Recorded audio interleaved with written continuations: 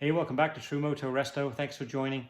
In this video, we're going to put the bodywork back on the KTM RC8 track bike. And we're also going to start putting the decals on, hopefully get that finished up. So stay tuned.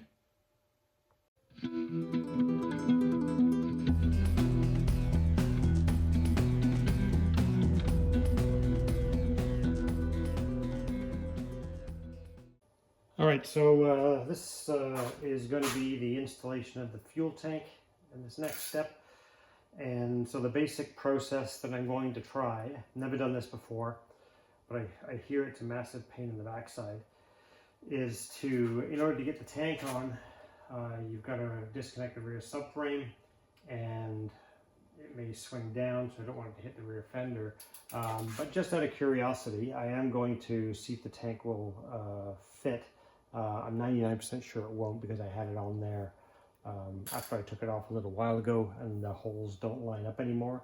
Very common. I guess the tanks tend to swell, especially when it's warmer out. So I'll do a quick fit of the tank. I'm guessing it won't fit, and then I'm going to come back and remove the rear fender, loosen the subframe at the bottom, remove the subframe bolts at the top, and then see if we can refit the tank. All right, so tank is on, everything's connected. It's on the rear posts right now and the reason it's on the rear posts is you got to drop the back end of the tank in between the frame. Anyway, you can't put the front on before the back, so the back's on. However, if you see in there, they're awfully close, but the tank is kind of, I don't know, it's probably about six millimeters difference. I mean, if you push it a little bit backwards, it does line up not too badly.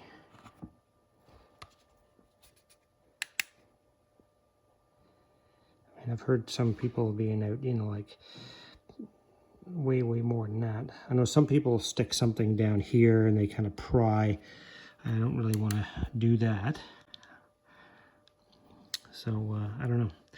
I might have to go with the advised method of loosening the subframe here, removing those subframe bolts and loosening the rear ones and tilting it a little bit. All right, so you see that I removed the rear fender. I cracked these bolts loose. Well, that's kind of an oversimplification. They weren't even tight. Only one of these subframe bolts was actually tight. So there's one. These rear ones, I'm not taking them out. I'm just going to loosen them so it can pivot. So I think the next step is I'm going to see if I can install the front bolts now. If it'll let me get this camera working properly, and we'll be off to the races here. So I'm going to put the steering damper bracket back on here, and we're back. All right, so just a little bit of copper grease on there.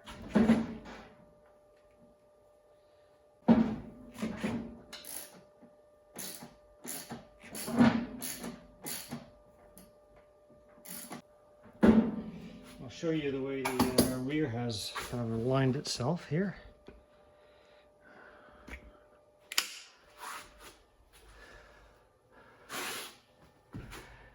Okay, so see if you can see that. So now you can't see the bolt hole there. You can see that it's kind of moved up probably a good 10 centimeters.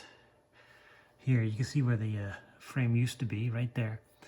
So I think the way that I have to bring that back into alignment now is by attaching a ratchet strap to here, going across the top of the tank, and maybe hooking something over here.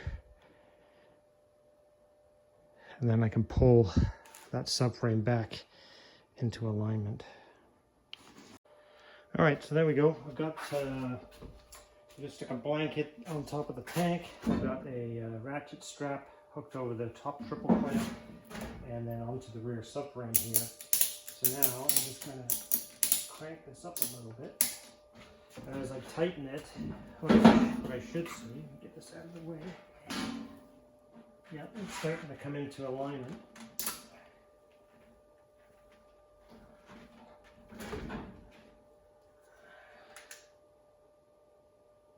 Right there, the hole is now perfectly aligned.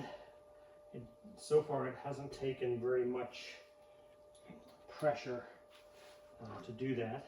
It goes in quite simple, very easy.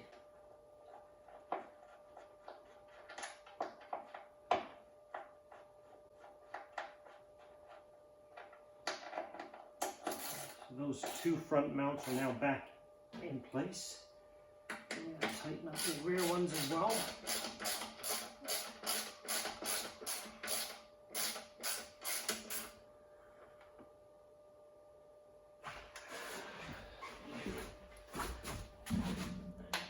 I'll have to find out what the torque specs are for these. I'll just snug them down for now.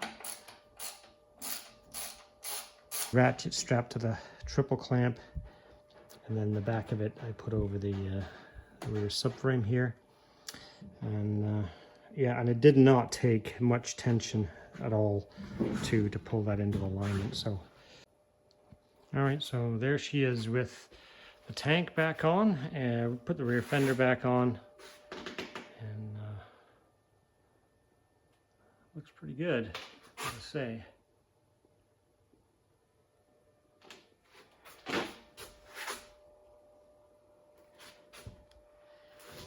Getting excited to put the rest of the bodywork back on it now.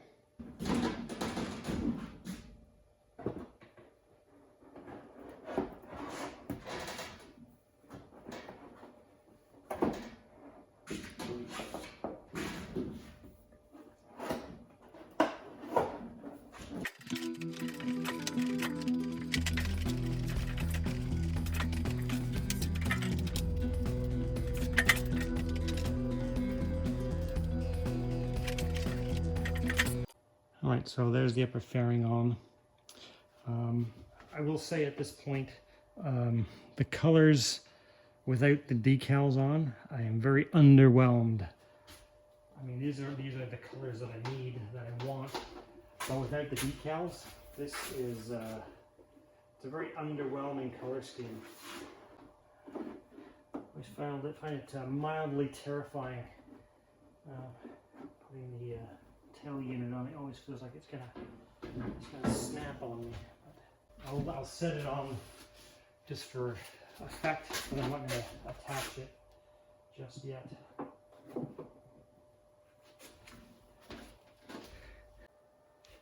All right, so let's give you a quick pan around the bike. So it's, like I said, I mean, the colors are what they should be, but it's very underwhelming. There we go, fix that. I gotta attach that seat unit yet, that tail unit. But yeah, it definitely needs decals, doesn't it? Bailing today.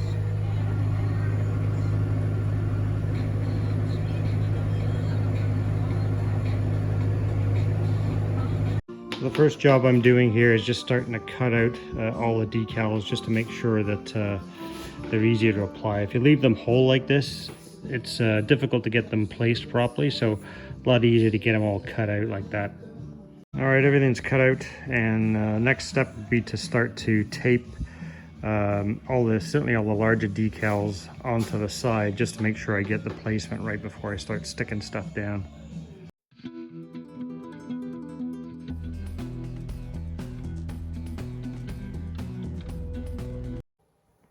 So the first steps in applying the decal package is job number one is cleaning all the surfaces with alcohol. The next thing that I'm doing here is just starting to lay out where I want all of the graphics to be. based on the design model and the picture that I'm copying. Oh, my RedBull is starting to slide off there. So anyway, the point is just to make sure that I generally get the positioning and the spacing correct on that. And yes, it's kind of difficult to get everything perfect, because when you're going like this one, for example, I mean, if this was a flat surface, this would continue going in this direction, but it it has to wrap around, so it's never going to be perfectly straight in these kinds of cases. So I'll do what I can to get it straight as possible, but the reality is it's just not going to be perfect, and that's okay. It doesn't have to be perfect. So we'll do that, and then the other thing I have to do here, of course, is this, because this has to go on to, part of this has to go on the frame. I'm going to end up, I'll show you here, I've got to cut some of those zip ties off there so I can wrap that around the frame as well. But yeah, but we'll get to that. The other thing I'll also mention here is that the thing that makes this also makes this difficult is the fact that this graphic is being applied over multiple panels. So tank, front fairing, potentially part of the frame, and then even on the front fairing here, you've got multiple surfaces, right? There's a lot of different contours. So some of it I will apply the decal on, some of it I won't. So for instance, down under here, I may only apply on these horizontal surfaces. I might not apply under here. So that will get, oh, there we go. That will get cut off along this body line, and then it'll get restarted down here again and carry on. So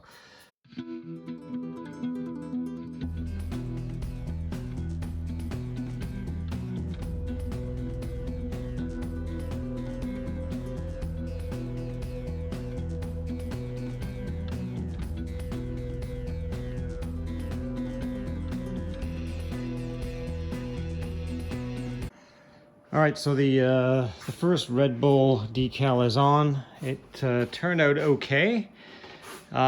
It seems to me that the one of the difficult things is, especially going over these multiple surfaces and multiple panels, is actually going to be getting it to be identical on both sides of the bike. That's going to be a challenge for sure. However, we'll figure it out.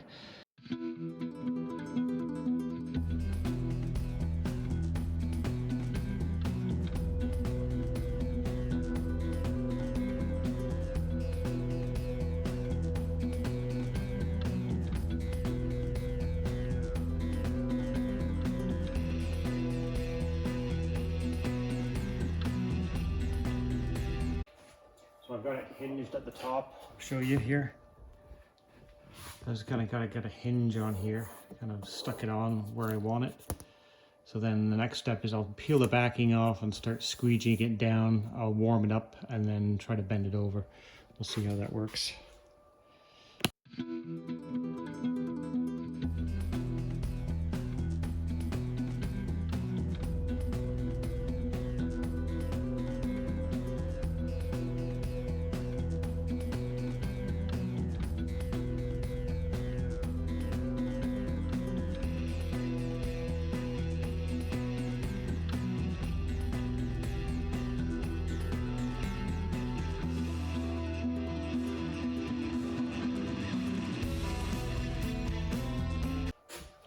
A little tricky, but we got there in the end.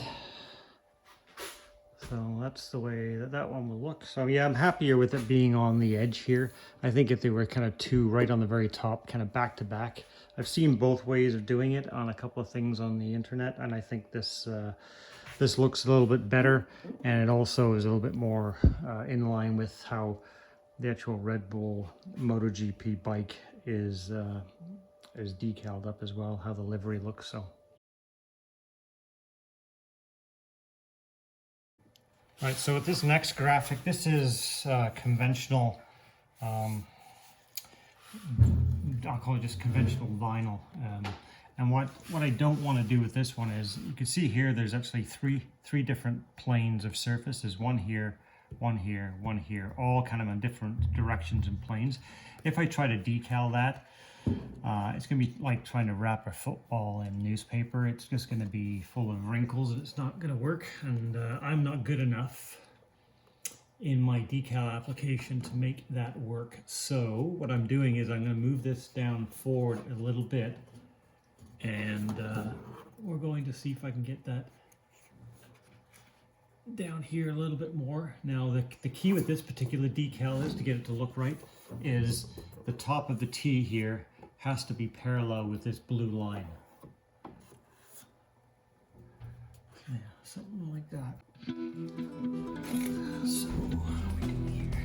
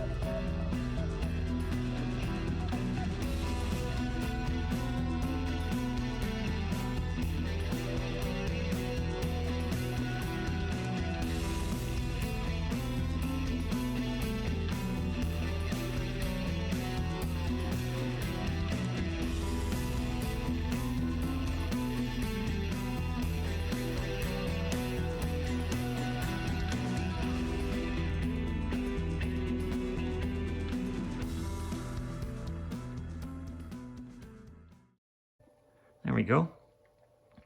That looks okay. So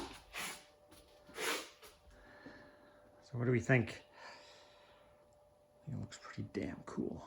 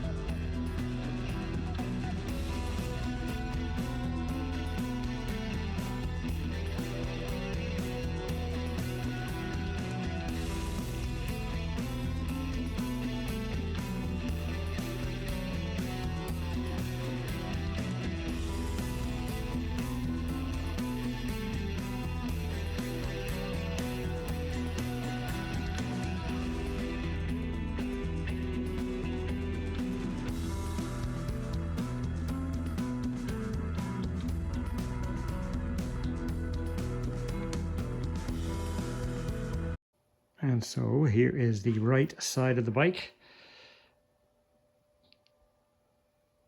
Came out pretty good.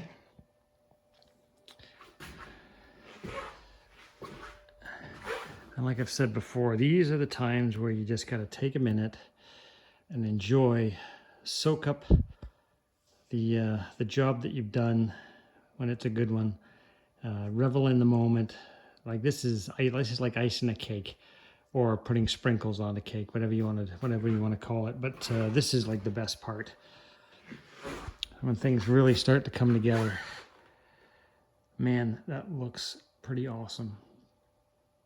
I think what I'm going to do now is drop the bike down a little bit, and I'm going to do the decals on the nose, and also there's one on the top of the tank, and also got to do, there's one that got to go in here, so I'll do that one, and there's some Akropovich or Akrapovic, whichever way you pronounce it, to go on here, and some stuff on the front fender. But yeah, a bit at a time.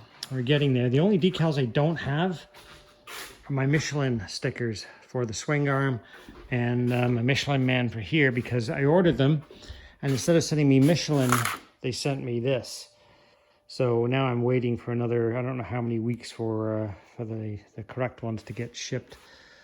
But yeah, look at that. That looks really good.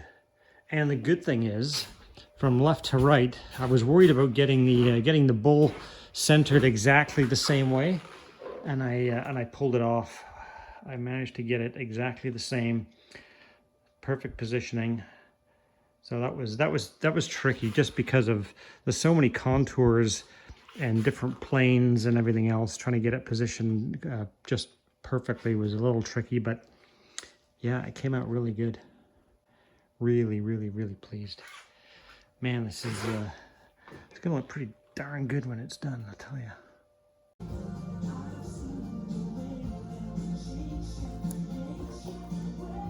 I mean, this general convex shape here of the nose, followed by kind of a sharp angle down in here, and then you've got another plane here, and then another one. It just seems ripe for the decal wanting to pucker and fold and whatnot. So yeah, that's going to be tricky, I think, but we'll see how it goes. All right, so all the decals are on except for the Michelin decals. So that's getting awfully close to being finished. The seat hasn't been fastened on yet, so I got to get to that. But all in all, I think it looks pretty sick. I'll show you what I put under the tail section here. The RedBull Factory Racing and the Akropovich decals there. Come around this side, and then on the tank,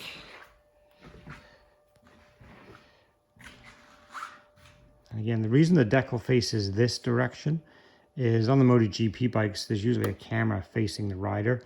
So this is kind of the, you know, the purview for advertising and promotion, as opposed to having it the other way around where, you know, you could read it if you're riding the bike.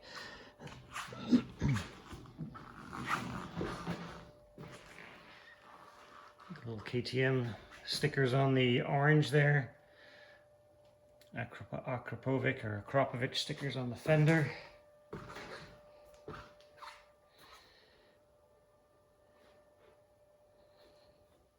All in all, it looks pretty impressive, I think.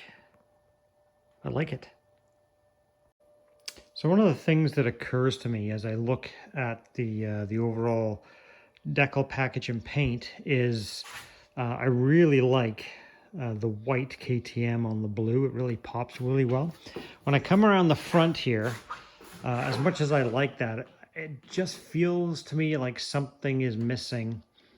And so I'm wondering if I was to put a white number on the nose of this, if that would kind of give it just that little bit extra pop. Unfortunately, there's not much real estate left there to put a number, unless it's, you know, number 1. This is just a piece of paper that I figured, let's see how it looks.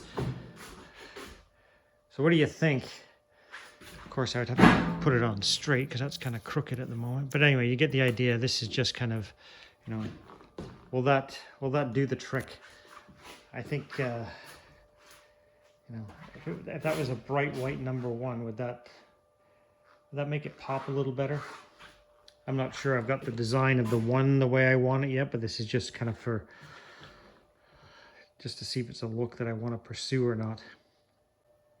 All right, so I attached the seat unit, the seat pan, and then it occurred to me that it would look far better if I continued the L's up on the top of the seat pan area. So I put that in, and then I also noticed that I didn't extend one of the L's for the bull down here enough, so I've just done that. And then I did the same on the other side. Extended the top of the R onto the seat pan, and then extended the part of the R down into the lower tail section. So I think now that looks much better, much better.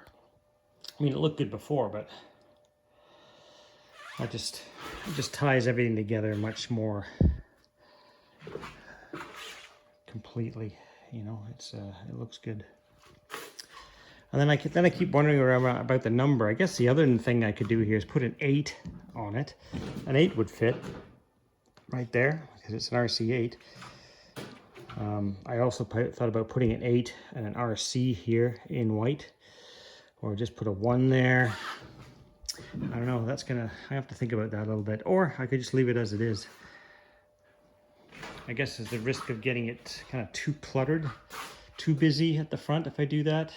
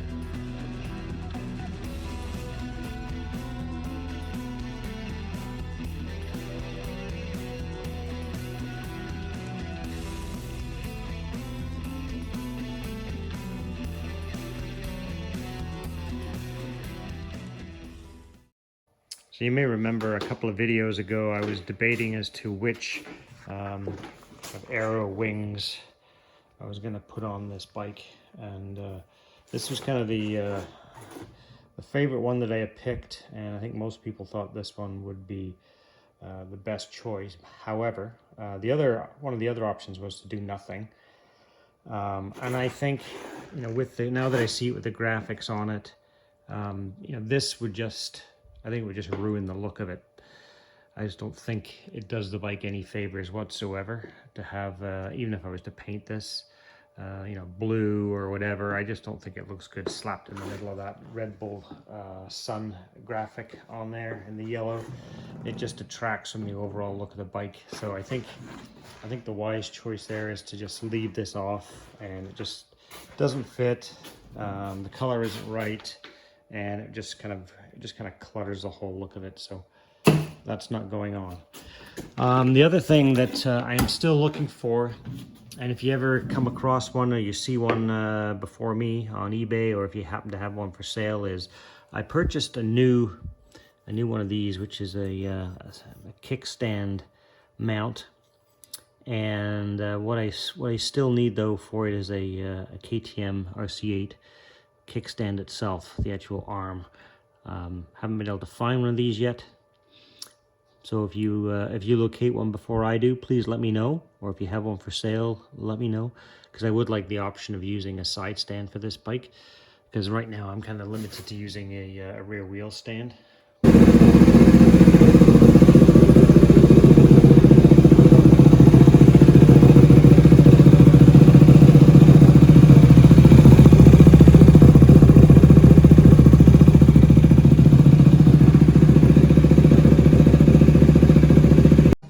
I'm going to give one more go to refinishing these tank bumpers, and the process I'm going to try to use here, just because there's so many different planes and surfaces on this, is something similar to what I saw some professional people do with car mirrors. They have like a frame that they use and they heat up the vinyl, and they kind of almost sort of slap it on the mirror and stretch it over.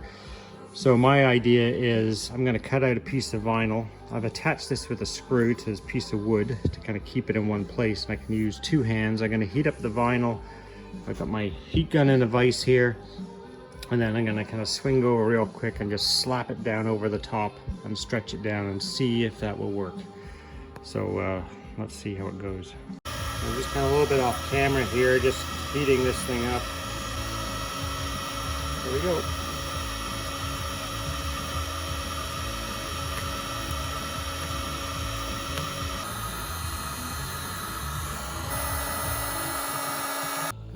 Not easy.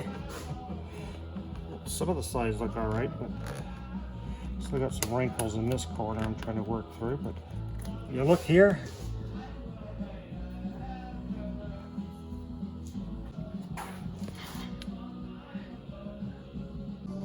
All right, so there is the latest attempt, which is not perfect, but it looks far better than the first time. So just takes a little practice, I guess. That's going to conclude it for this video, and it's going to conclude this series on the RC8 RedBull MotoGP replica. So thanks very much for watching the series. Please like, share, and subscribe if you haven't done so already, and stay tuned for the next series of videos. And we're about to start into another bike pretty soon, so we'll see you then. Thanks.